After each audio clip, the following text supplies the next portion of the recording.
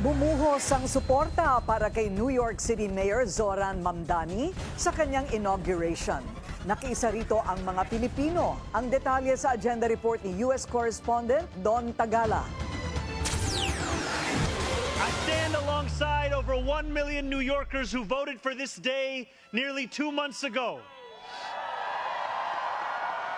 And I stand just as resolutely alongside those who did not. I promise you this. If you are a New Yorker, I am your mayor.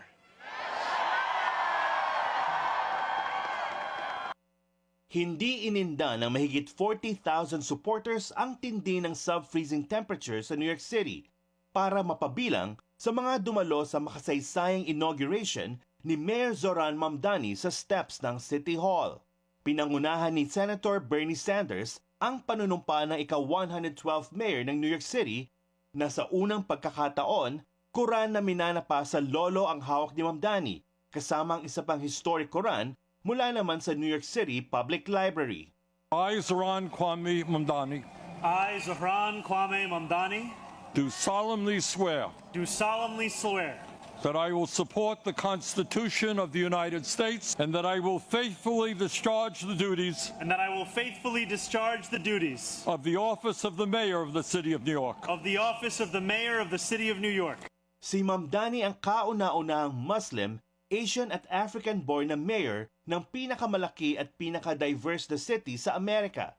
At ayon kay Mamdani, ang Big Apple ay para sa lahat ng nakatira dito.